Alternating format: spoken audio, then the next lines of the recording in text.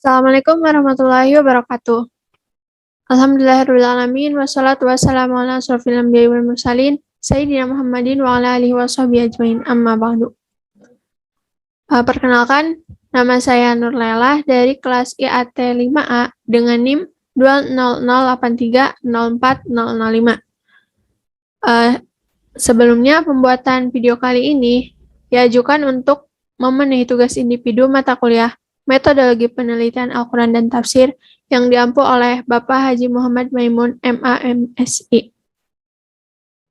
Di sini saya anggota dari kelompok 3, yang mana akan membahas tentang penelitian terdahulu.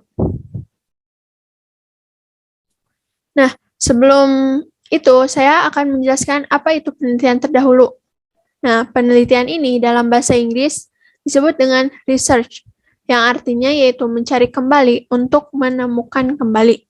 Jadi, penelitian ini ialah kegiatan untuk menemukan kembali sesuatu yang sudah ada, digali kembali lebih dalam. Nah, sementara itu penelitian terdahulu ialah sebuah upaya yang dilakukan oleh peneliti untuk mencari perbandingan dan menemukan inspirasi yang baru untuk penelitian yang akan dilakukan. Jadi penelitian terdahulu ini kegiatan atau upaya yang dilakukan oleh seorang peneliti untuk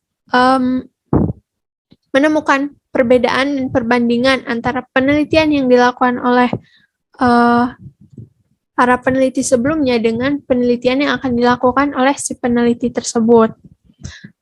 Tujuannya yaitu untuk mencari perbedaan dan untuk membuat penelitian yang akan dilakukan ini bersifat orisinil dan terbaru.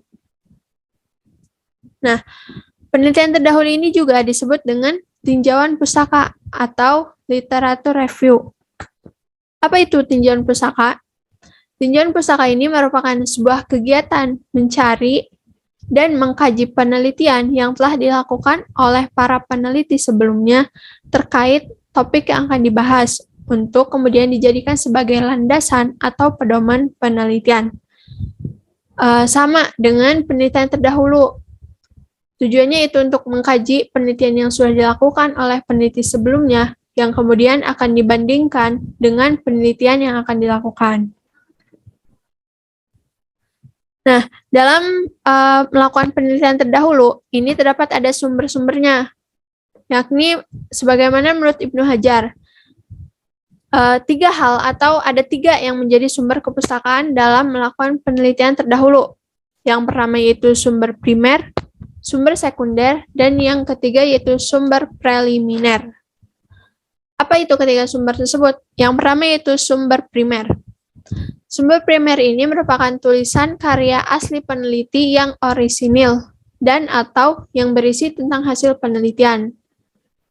Contohnya apa? Contohnya seperti hasil penelitian yang dipublikasikan dalam jurnal ilmiah profesional, kemudian bentuknya laporan penelitian, tesis, disertasi, dan lain-lain. Nah, itu yang disebut dengan sumber primer, yang bisa kita temukan di internet, seperti di Google Scholar. Nah, itu sumber primer ya. Kemudian yang kedua itu sumber sekunder. Sumber sekunder yaitu tulisan yang dipublikasikan oleh penulis yang tidak melakukan penelitian secara langsung. Artinya, si peneliti ini bukan penemu teori, yang isinya berupa hasil penelitian. Contohnya apa? Seperti buku bacaan, buku teks, dan ensiklopedi. Artinya, sumber sekunder ini tulisan yang dihasilkan oleh peneliti, di mana si peneliti ini mendapatkan data-datanya dari hasil peneliti yang sebenarnya gitu. Jadi bukan penemu teori. Lalu yang ketiga yaitu sumber preliminar. Sumber ini merupakan sumber kepustakaan yang berisi tentang bahan-bahan rujukan yang dimaksudkan untuk membantu pembaca menemukan sumber primer dan sekunder. Contohnya seperti indeks dan abstrak. Tuh. Jadi sebelum menemukan jurnal atau buku, kita bisa membaca dulu indeks atau abstraknya, sehingga nantinya kita bisa menemukan sumber primer dan sekunder. Nah, selanjutnya yaitu fungsi penelitian terdahulu. Menurut Punaji Setiosari, fungsi penelitian terdahulu ini ada 5. Yang pertama yaitu untuk membantu peneliti membatasi bidang kajiannya.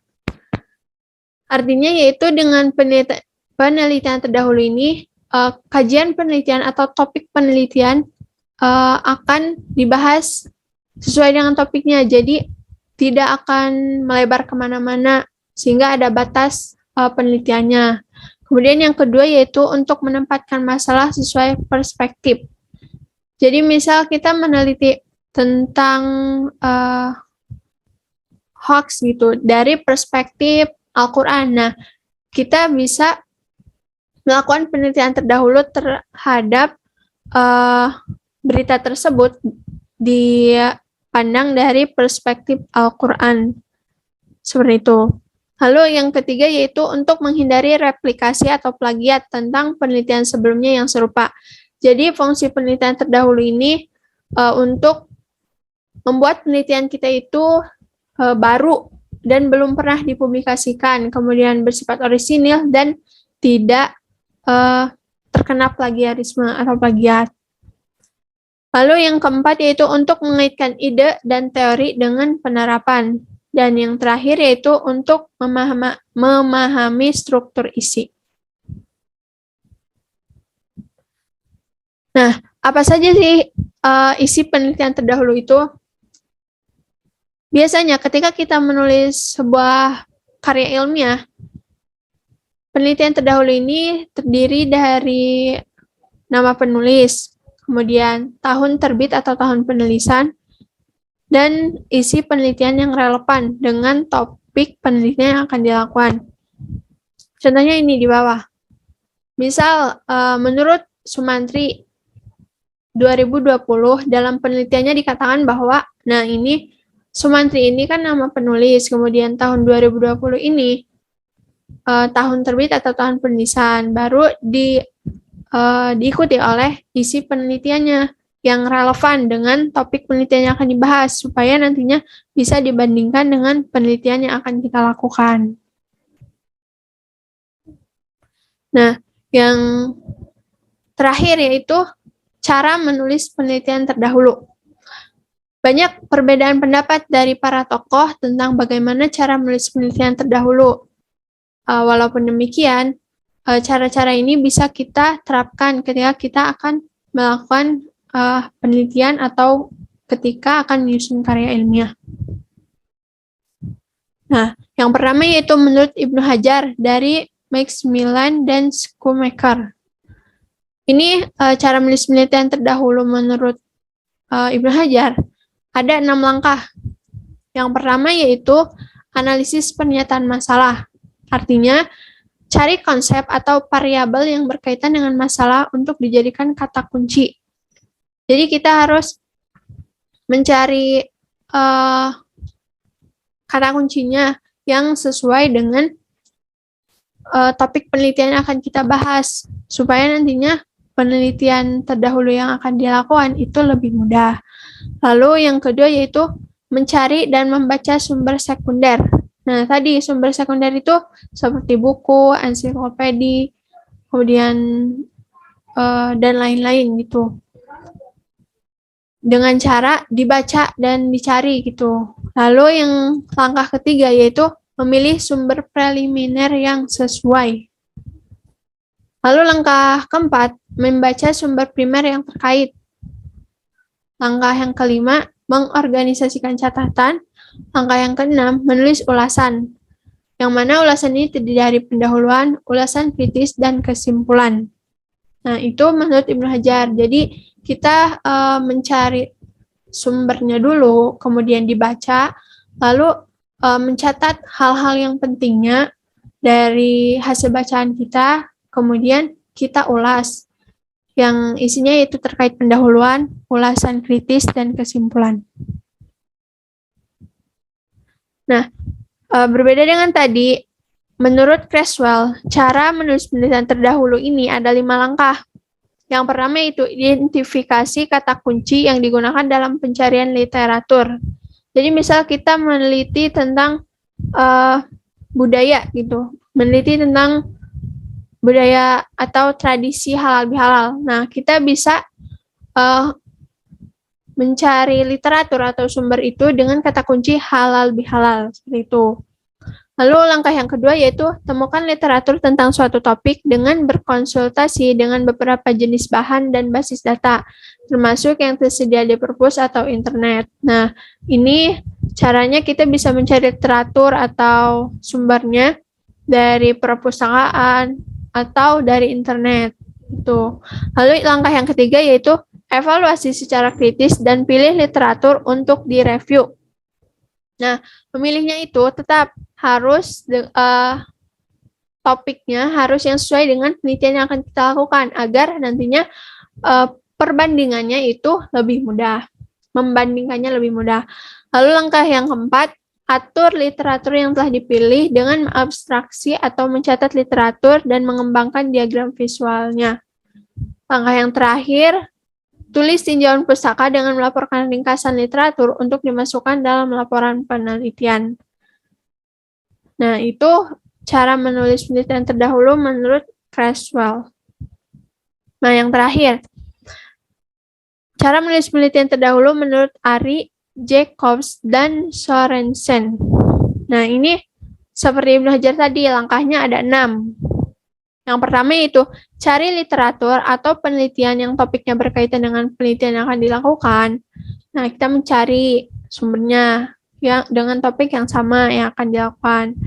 Kemudian langkah yang kedua, baca abstrak atau ringkasan dari jurnal atau buku yang akan dijadikan sumber bacaan atau perpustakaan. Lalu langkah yang ketiga, baca dan jelajahi hasil penelitian tersebut dengan cepat untuk mengetahui bagian-bagian yang berkaitan dengan topik penelitian yang akan dilakukan. Langkah yang keempat, buat catatan terkait isi dari penelitian yang dikaji tersebut yang akan dimasukkan ke dalam penelitian yang akan dilakukan.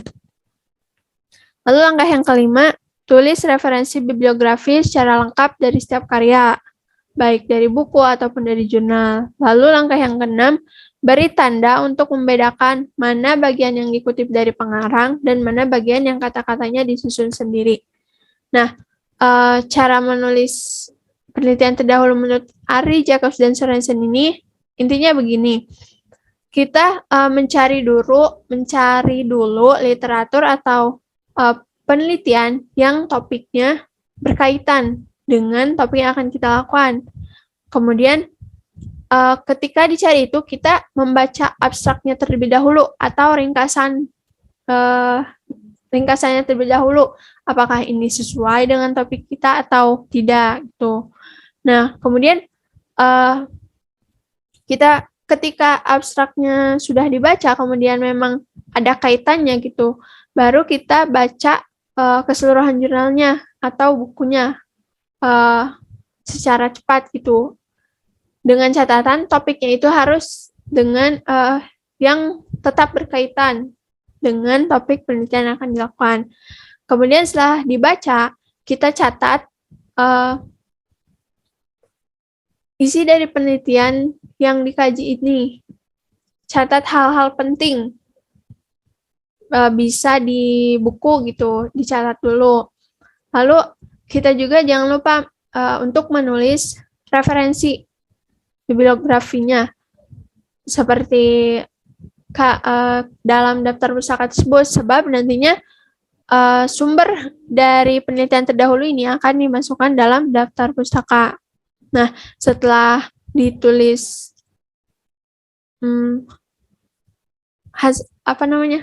topik-topik intinya, baru kita susun atau kutip di dalam penelitian kita dengan membedakan antara yang langsung dikutip dari jurnal atau buku dengan kata-kata yang kita susun sendiri, seperti itu. Nah, mungkin itu cara menulis penelitian terdahulu yang dikemukakan oleh beberapa tokoh. Nah, mungkin itu saja yang dapat saya sampaikan. Kurang dan kurangnya mohon dimaafkan. Sekian dan terima kasih atas perhatiannya. Wassalamualaikum warahmatullahi wabarakatuh.